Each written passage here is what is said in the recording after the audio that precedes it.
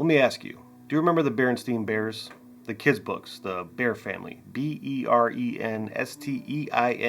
Berenstain, with an E. Except it was never spelled that way, not once, not in any of the editions. The actual name is Berenstain, with an A. It's always been Berenstain.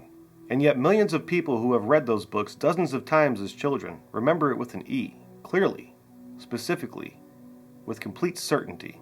This isn't a fuzzy, half-remembered thing. This is a sharp, clean memory that turns out to be wrong. But this is what makes it strange. It's not just you, it's not just me, it's millions of people who grew up in different countries, never compared notes, and somehow share the same exact wrong memory. This is the Mandela Effect, and most people treat it as like a fun little internet thing, but I want to talk about a machine and a quote from a man who runs it. So, CERN. Most people have heard of it, and most people know it has something to do with particle physics in Europe. Beyond that, it gets pretty vague pretty fast. And here's what it actually is. Underneath the Swiss-French border near Geneva, there's a tunnel, 27 kilometers around, sitting about 100 meters below the surface. It took decades and roughly $4.7 billion to build it. Inside that tunnel, they accelerate particles, protons specifically, to 99.9999991% of the speed of light. And then they just smash them into each other, with collisions that happen 1,000,000 times per second. And the official goal of that study was to understand the fundamental nature of reality. What is matter made of? What holds it together? What else might be out there that we can't see? In 2012, they found the Higgs boson, the so-called God particle, the thing that gives all matter its mass. Peter Higgins predicted it back in 1964. He was in the room when they confirmed it, and he wept because it was one of the biggest moments in the history of science. But after the mission was accomplished and they found the Higgs boson, or the God particle, that was supposed to be it. But they just kept on going. Finding the Higgs was supposed to be the goal, the whole point. They found it, and instead of wrapping it up, they pushed the energy levels higher. The experiments running right now are not looking for things they predicted. They're looking for things that should not exist according to everything physics currently understands. Dark matter and extra dimensions, particles that have never been observed anywhere in the universe. This is genuinely unknown territory, at energy levels never attempted in human history. And the man running those experiments said something in 2009 that kind of piques my interest a little bit. Dr. Sergio Bertolucci was CERN's director of research in 2009. Not a blogger, not a theorist, the director of research. The person overseeing the actual experiments. At a public press hearing that year, he said this, and I want to read it exactly because the exact words are going to matter here. He said, and I quote, "The LHC could open a door to an extra dimension, and out of this door could come something, or we might send something through it. The machine can open a door to another dimension, and something might come through." That was said publicly by the man running the experiments at a press briefing. And then they just kept running the experiments. Now I'm not telling you what to do with that, I'm just pointing at it. Because here's what gets me. If that quote came from like a conspiracy channel or a late night radio show, it would be easy to dismiss. But it didn't. It came from the director of research at the most sophisticated scientific institution on the planet, describing what their machines might do. And the answer was essentially, we might open a door to somewhere we have never been and see what comes through. That's the thing that got me started down this road, and it led me straight to the Mandela Effect. The term Mandela Effect was coined by a woman named Fiona Broome in 2009, the year after the Large Hadron Collider came online. She had a vivid specific memory of Nelson Mandela dying in prison in the 1980s. Not a vague impression, a clear memory. The news coverage, his widow's speech, the whole thing. But Nelson Mandela didn't die until 2013. When she mentioned it at a conference, she found multiple people with the exact same story. So she started a website, and thousands of people came forward. And what emerged was something that the false memory explanation had a hard time to fully account for. Because false memories are a thing. The brain fills in gaps, misremembers details, blends things together. All that is documented and not controversial. But the Mandela Effect isn't about vague details. It's about specific ones, shared by millions of people who never discussed it with each other. The Monopoly Man, Rich Uncle Pennybags. A massive number of people remember him wearing a monocle. But he never had a monocle. Not in any version of the game, ever. And that memory isn't vague, it's specific and it's everywhere. Interview with the Vampire, the 1994 film with Tom Cruise and Brad Pitt. Millions of people remember it as Interview with a Vampire. The actual title has always been Interview with the Vampire. The original Anne Rice novel is also The Vampire, so it's not a confusion with a different version.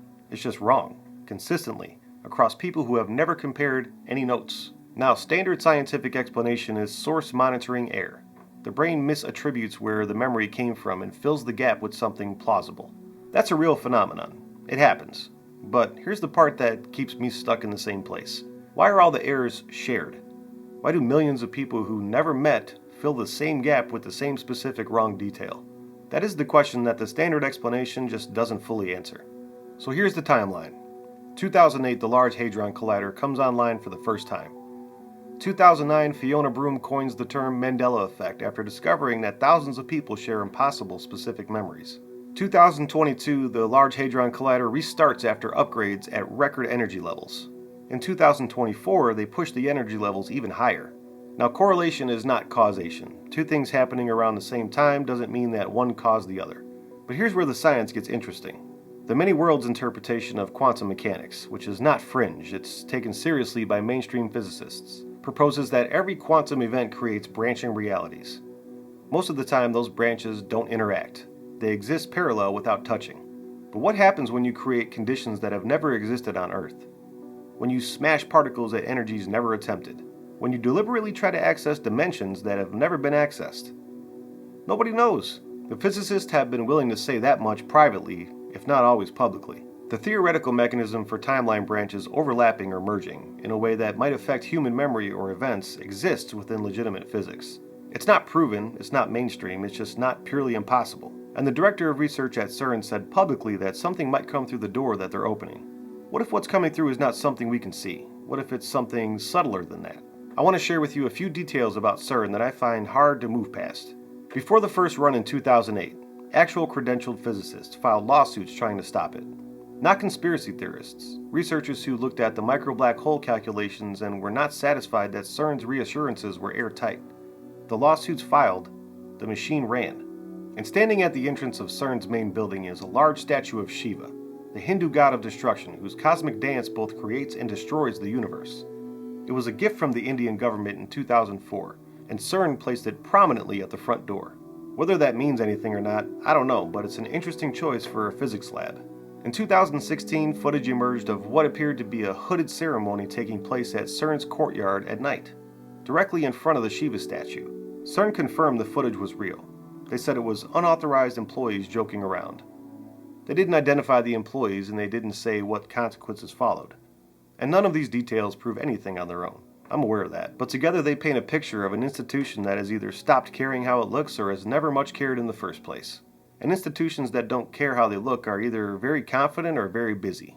And something else I find fairly unsettling is CERN has a project called AWAKE, Advanced Wake Field Experiment. The stated goal is a new type of particle acceleration using plasma wake fields. In theory, this would create acceleration to energy levels orders of magnitude beyond what the current LHC can achieve. The timeline for full implementation is the 2030s. And everything we've been discussing in this video, the extra dimensions, the Mandela Effect timeline, is all coming from the machine running at its current levels.